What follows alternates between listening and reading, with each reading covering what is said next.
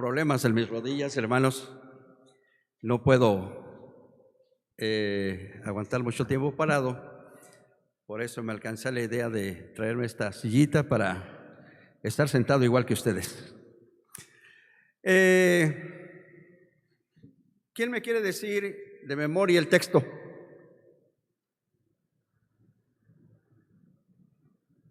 Primero es velad. Después, estad firmes en la fe. Después, portaos varonilmente. Por último, esforzaos. A ver, lo decimos todos juntos. Velad, estad firmes en la fe, portaos varonilmente y esforzaos. A ver si ya nos sale parejito.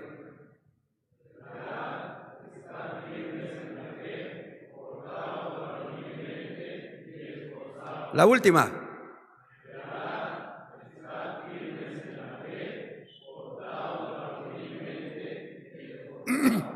Bueno, es una instrucción cuádruple. ¿O son 4 instrucciones en una? Las 4 son de vital importancia.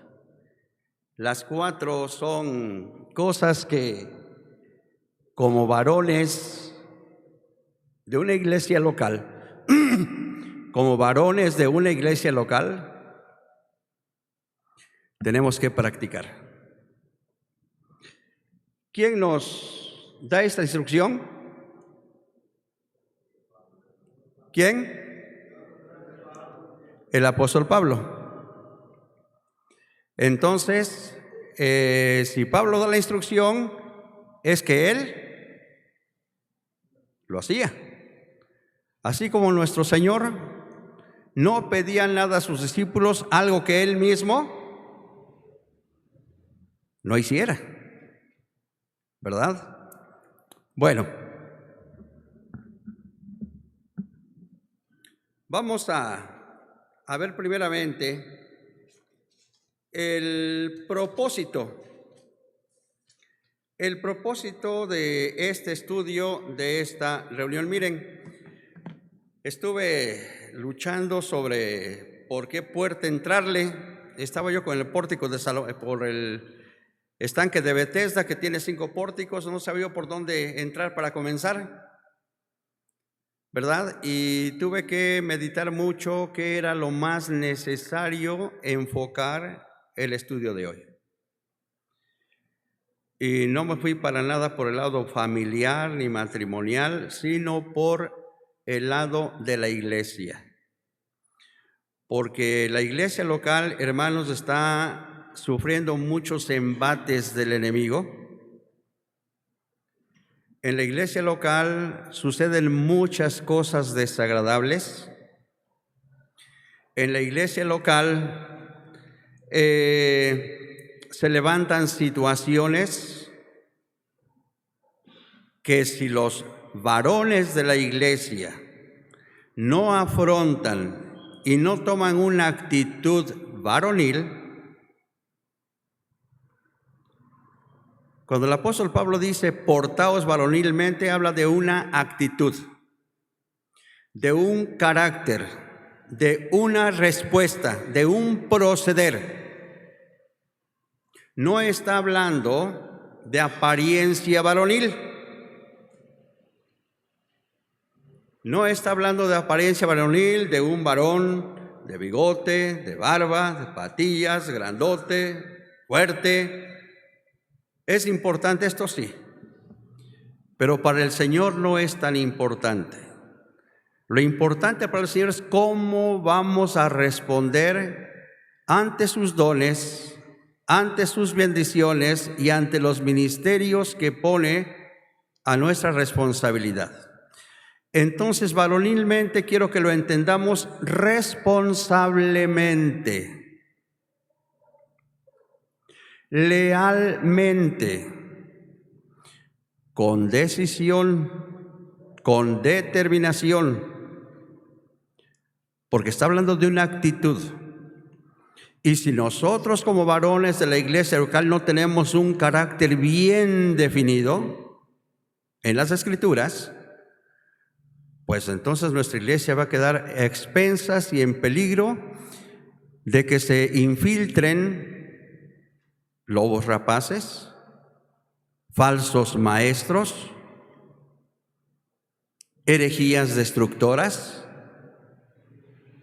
Necesitamos nosotros los varones ser aquellos que cuando veamos venir a nuestra iglesia algún peligro, juntamente con él o los ancianos de la iglesia, hacer frente a ese peligro. Porque si no es así, entonces nuestra iglesia se va a ver confundida, se va a ver dañada, se va a ver dividida y el enemigo causará estragos en nuestra iglesia local. Bueno, vamos a leer por favor Filipenses 1, del 9 al 11. Filipenses 1, del 9 al 11. Ese es el propósito del estudio de esta tarde. Filipenses 1, del 9 al 11. Si ya lo tienen, dice de esta manera el apóstol Pablo, y esto pido en oración, que vuestro amor abunde aún más y más en ciencia y en todo conocimiento, para que aprobéis lo mejor, a fin de que seáis sinceros e irreprensibles para el día de Cristo, llenos de frutos de justicia que son por medio de Jesucristo, para gloria y alabanza de Dios. Un creyente que tenga una actitud varonil va a procurar esto. Va a procurar esto. Presentarse sincero e irreprensible cuando el Señor Jesucristo venga. Venga por su iglesia. Cuando tengamos que comparecer ante Él. Dice Santiago que el hombre de doble ánimo, ¿cómo es? Inconstante en todos sus caminos. Esto, hermanos, no lo quiere el Señor para nosotros. Esto no lo quiere el Señor para nosotros. Dijo una vez el Señor Jesucristo, sea vuestro hablar. A ver, no soy yo. ¿Sea vuestro hablar? ¿O? Porque lo que es más de esto procede del mal. Y pensemos, hermanos, cuando el Señor nos llamó para salvación. ¿Cómo fue nuestra respuesta? ¿Qué tipo de sí le dimos? ¿Un sí definitivo, afirmativo, para siempre? ¿O fue un sí débil, endeble? ¿O fue un sí dubitativo? Eso quiere decir de duda, Y si así fue, se refleja en nuestra conducta, en nuestra actitud. Las cosas del Señor no las tomamos en serio, no las tomamos con responsabilidad. Si las queremos, las hacemos, si no, no las hacemos, o medio las hacemos. Pero en esta tarde quisiera que este estudio sirva para que nos definamos delante del Señor, si es que ese es nuestro caso. Que nada más que sí, le dijimos al sí, Señor, pero para salvación. Pero el Señor nos llamó para salvación nos llamó para adoración y nos llamó para servicio. Y a veces nada más nos conformamos con saber que ya no vamos al infierno, que ya el Señor nos salvó y nos rescató de la condenación. Pero ¿qué de la adoración? ¿Qué del servicio? A veces nos conformamos con simplemente asistir puntualmente al templo, a las reuniones, pero no estamos comprometidos. Nada más somos congregantes. Pocos son los que llevan la carga. Pocos son los responsables. Y hermanos, el Señor los llamó para ser parte de un cuerpo. Que no solamente seamos del sexo masculino, sino que seamos varones, varones de Dios. Hombres ante los cuales los hermanos ancianos puedan apoyarse en ellos, puedan sentir apoyo, puedan confiar en ellos. Y esto, hermanos, habla de un carácter que se forja a través del tiempo, a través de los años, hermanos. A través de los años, no es de la noche a la mañana. Es un testimonio. Entonces, primeramente el apóstol Pablo nos dice, velad. Que estemos atentos, que estemos alertas, que estemos vigilantes. Porque si bien los ancianos son los responsables de la iglesia, pero todos también lo somos. Todos. Tenemos que estar velando. Tenemos que estar firmes en la fe. Tenemos que ser constantes en nuestra iglesia local. Cuando vengan las tormentas, los terremotos, los problemas, la tribulación, la angustia, la persecución, suframos con nuestra iglesia. Lloremos con nuestra iglesia. Participemos de su angustia, de su dolor. No la abandonemos en los momentos de mayor necesidad. Eso no es portarse como un varón de Dios. Entonces, hermanos, esto va a servir para que nos autoexaminemos y miremos nuestro historial. ¿Quién conoce nuestro historial más que nosotros? Pues nosotros mismos.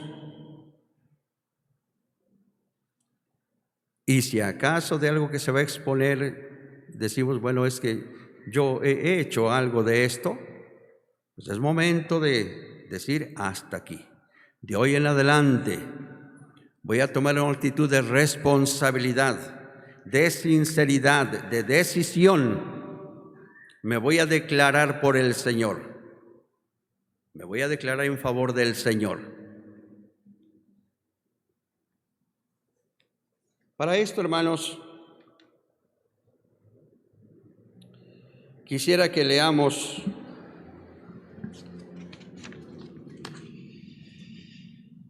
Gálatas 5:24. Es, por así decirlo, como los pasos primarios que dar para llevar a cabo lo que nos dice Pablo. Velad, estad firmes en la fe, portaos varonilmente y esforzaos. Tenemos como varones que hacer. Gálatas 5:24. Todos juntos, dice de esta manera: pero los que son de Cristo han crucificado la carne con sus pasiones y deseos. Otra vez. Pero los que son de Cristo han crucificado la carne con sus pasiones y deseos. Si no hemos hecho esto, hermanos, estamos atorados, estamos estancados. Todavía tenemos compromisos con la carne, con el mundo, Y con Satanás no podremos llevar a cabo la instrucción del apóstol Pablo. 6:14 de Gálatas. 6:14 de Gálatas. Todos juntos nuevamente. Pero lejos esté de mí gloriarme, sino en la cruz de nuestro Señor Jesucristo, por quien el mundo me es crucificado a mí y yo al mundo. A veces repetimos mucho aquel texto que dice, ¿estamos en el mundo? Qué bonito, ¿verdad? Pero el mundo si ya nos identificamos con Cristo, Él ya nos crucificó. Él ya nos declaró la guerra. Y si nosotros andamos flirteando, coqueteando con el mundo, entonces, ¿dónde está que estamos en el mundo, pero no somos el mundo? Tenemos que declararle la guerra también al mundo. Tenemos que vivir como ciudadanos de este planeta, como ciudadanos mexicanos. Tenemos que trabajar y tenemos que hacer otras cosas. Pero no debemos tener compromisos con el mundo, nexos con el mundo. ¿Dónde está nuestra ciudadanía?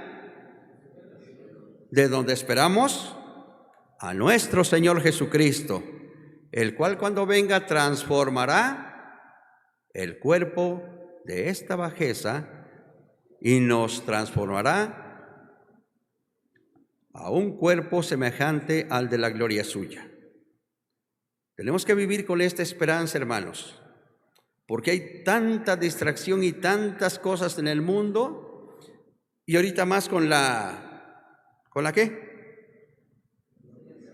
Con la tecnología. Satanás pone 1,000 oportunidades para distraernos, para entretenernos,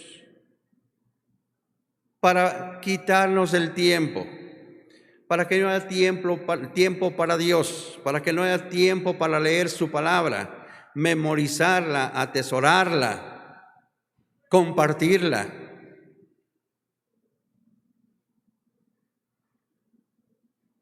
Tenemos 1,000 cosas que Satanás pone, que el mundo pone para distraernos, para neutralizarnos, para hacernos inútiles en la obra del Señor.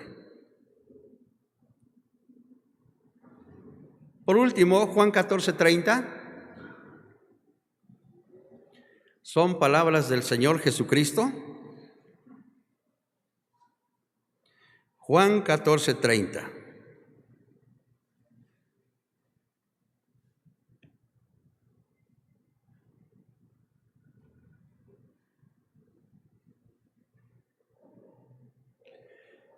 Juan 14:30 dice, no hablaré ya mucho con vosotros, porque viene el príncipe de este mundo, y él,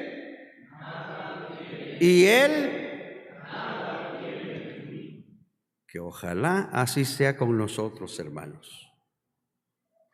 Que ni siquiera una hebra, ni un hilito por muy delgado, ni un cabello nos una con Satanás. Donde diga yo tengo derecho, yo tengo autoridad en este aspecto en la vida de este hombre. El Señor Jesucristo no tenía ningún nexo con Satanás. Entonces, debemos de crucificar la carne con sus pasiones y deseos, debemos de crucificar al mundo y debemos de cortar todo nexo con Satanás. Y entonces veremos que podremos realmente llevar a cabo la instrucción cuádruple de Pablo. Velad. Señor va a abrir mis ojos. Señor me va a dar discernimiento para ver cuando un peligro se acerca a mi iglesia local. Me me va a dar la fortaleza para permanecer firme en la fe. No andar fluctuando. Una persona que fluctúa no le sirve al Señor. No hay firmeza, no hay estabilidad. Tantito brilla por un lado y después brilla en otro.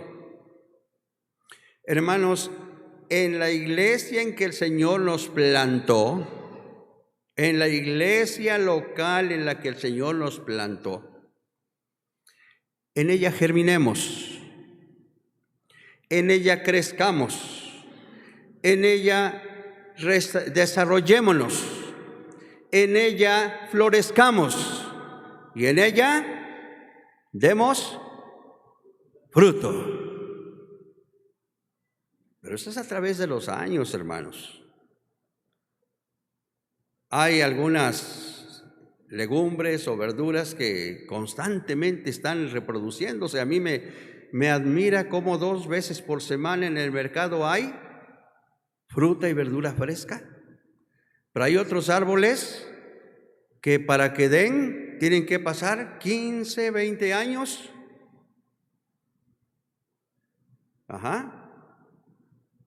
Entonces, hermanos, esto es algo de veras serio delante del Señor, pero hermoso para nosotros, porque permaneciendo en nuestra iglesia local,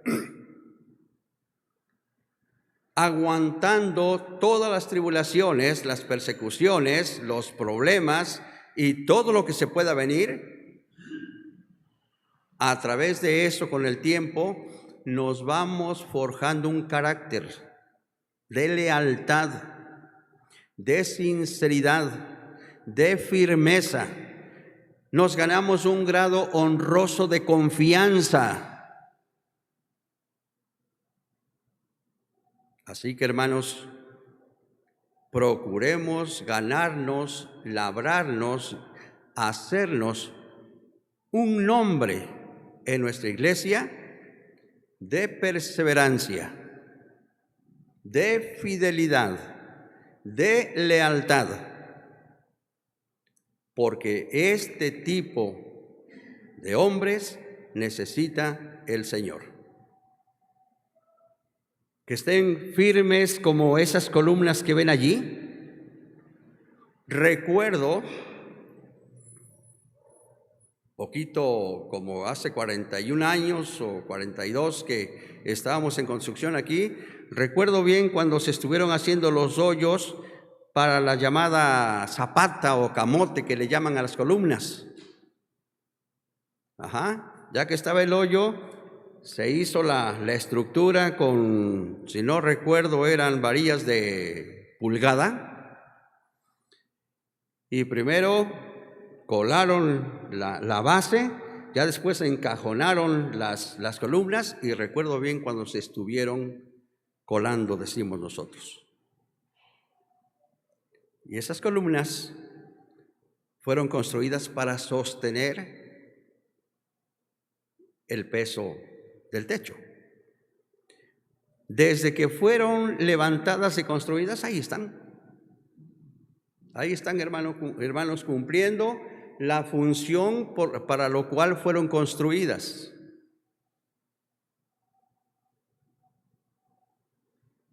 Que así fuéramos nosotros, que así seamos nosotros, hermanos.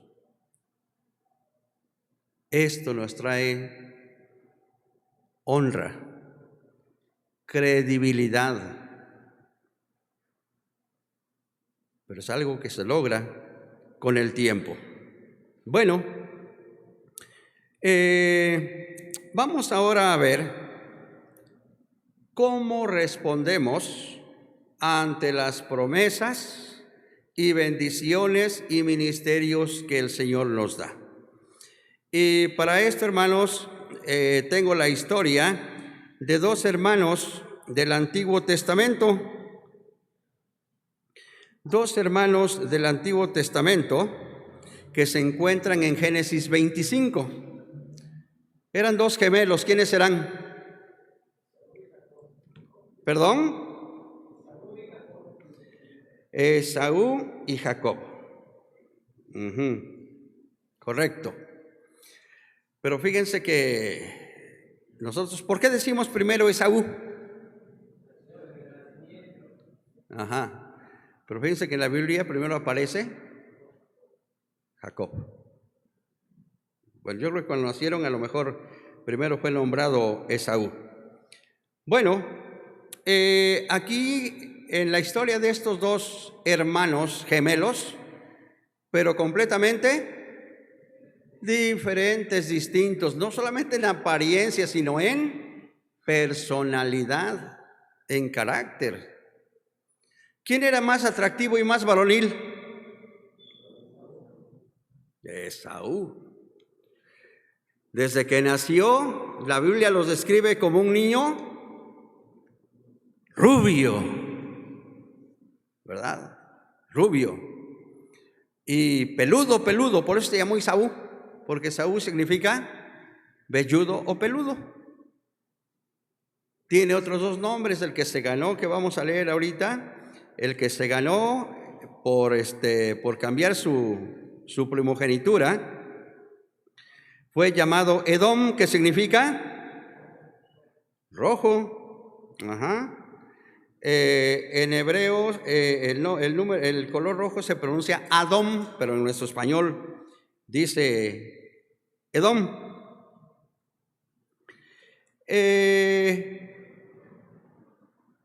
Cuando crecieron, nos describe en ese pasaje de Génesis 25 del 30 al 34, váyanlo leyendo por favor. Van a encontrar que cuando crecieron se nos dan más detalles. Esaú era un hombre bien apuesto, bien atractivo. Güero, rubio, y si quieren ponerle caireles, pónganle caireles, si quieren ponerle ojos azules, pónganle ojos azules. Mientras que Jacob era de apariencia débil. Esaú era diestro ¿en qué? En la caza. Los cazadores antes eran admirados, hermanos. Eran admirados los cazadores. Los veían como semidioses, porque matar a las bestias que diezmaban el número de habitantes los veían como semidioses, como héroes. ¿Se acuerdan de otro cazador? Nimrod. Y estos hombres se sienten suficientes ellos mismos, se sienten tan fuertes, tan únicos, que Nimrod se nos describe que era enemigo de Dios. Mientras que a Jacob se nos describe que era un varón quieto, que moraba a lo mejor morenito, lampiño. Pensaba yo, si los contrataran para una película, ¿a quién le darían el papel principal? A Esaú, ¿verdad? Mientras la contratación de Jacob, pues sería el lavaplatos, o el que pasara la jerga. Pero había una diferencia entre ellos. El primogénito era Esaú, pero no valoraba, no estimaba la primogenitura, no aquilataba las bendiciones que Dios había dado a Abraham y que le confirmó a Isaac, y que él era la tercera generación a la cual Dios daría las bendiciones, y el pacto y las promesas que Dios hizo a Abraham se cumplirían en Esaú como primogénito.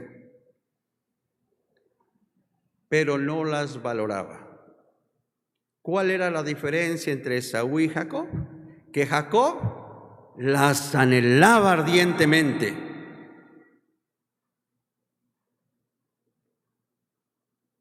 las quería para él. Jacob dice, si fueran mías esas bendiciones, si fuera para mí la primogenitura, las anhelaba. Mientras que Esaú no las valoraba, no las apreciaba. Nos cuenta la historia, si lo está leyendo, que una vez que salió de casa Esaú, fracasó, no halló ni un cochinito salvaje para traerlo para comer. Y cuando regresó, sí que tenía hambre el hombre, sí que se estaba muriendo de hambre. Y nos dice la historia que Saúl le dice a Jacob, te ruego que me des a comer de ese guiso rojo, pues estoy muy cansado. Por tanto, fue llamado Edom, rojo. Se parece mucho al nombre de Adán, que significa tierra, barro, arcilla. En Adán habla del material con que fue hecho, pero Edom, rojo, que también se refiere a la tierra, al barro, a la arcilla, se habla de su carácter. Esaú no tenía su mira puesta en las cosas de arriba, sino en las de la tierra. No veía más allá de lo pasajero, mientras que Jacob tenía esa visión celestial, esa visión eterna. Y Jacob le responde, véndeme en este día tu primogenitura. Entonces dijo Esaú, he aquí, yo me voy a morir. ¿Para qué me sirve la primogenitura?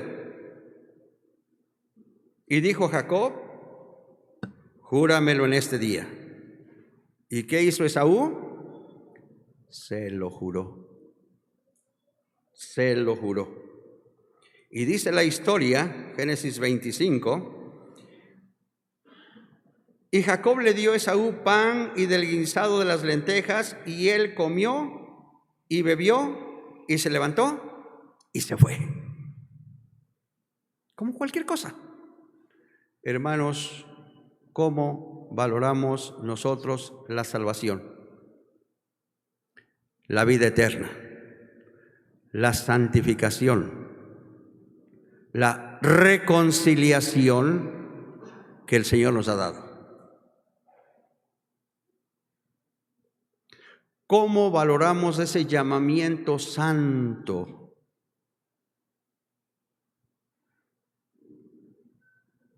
Es un llamamiento celestial. El llamamiento con que nos llamó el Señor es un llamamiento santo porque viene de Dios. Y no es un llamamiento terrenal, es un llamamiento celestial que nos hace ver las cosas espirituales, las cosas celestiales, las cosas eternas. Y mismo el apóstol Pablo nos dice, poned la mira en las cosas de arriba, no en las de la tierra. Pongan la mira, pongan sus propósitos, sus ambiciones, sus deseos allá arriba, donde está sentado nuestro Señor Jesucristo, porque nuestra vida está escondida con Cristo en Dios. Y este capítulo termina diciendo, así menospreció Esaú la primogenitura.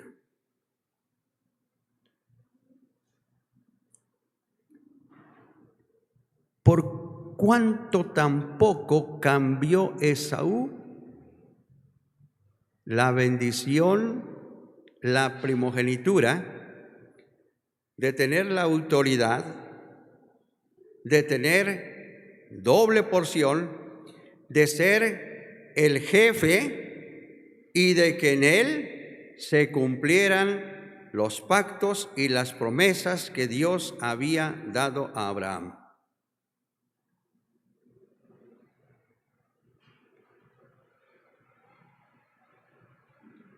¿Por qué? Jacob las anhelaba. No escuchamos en la Biblia que él envidiara a su hermano, pero las procuraba y se daba cuenta del menosprecio y desprecio que tenía su hermano para las cosas santas de Dios. No era digno, no estaba comportando conforme a la voluntad del Señor y los propósitos de Dios. Los tenía como cualquier cosa. Por eso el escritor a los Hebreos, en el capítulo 13, lo llama fornicario y sacrílego.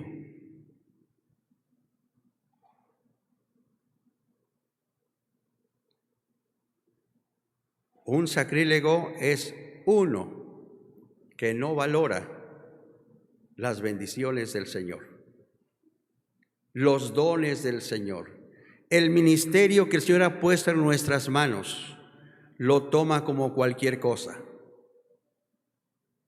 y no responde varonilmente delante de Dios.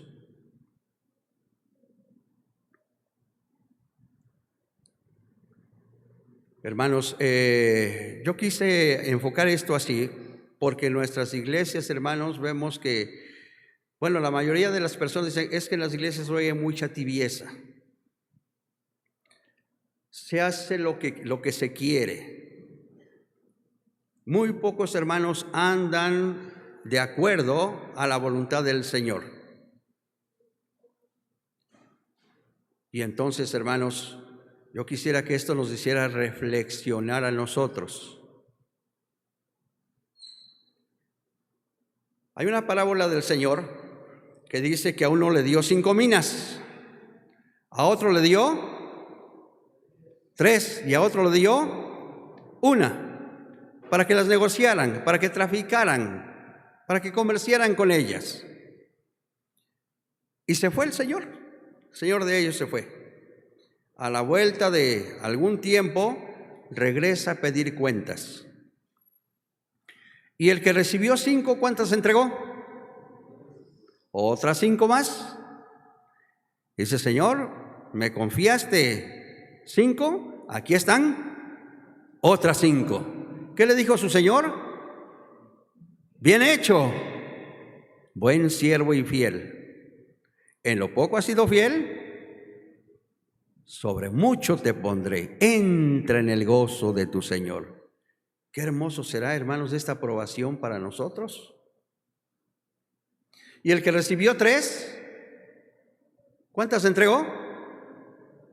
Otras 3 más. Y recibió la misma felicitación y alabanza de su Señor. Pero llegó con el que recibió 1. Y dice, Señor, aquí está la mina que me diste. ¿Me diste 1? Pues aquí está. Sé que eres hombre duro y severo y que recoges donde no siembras.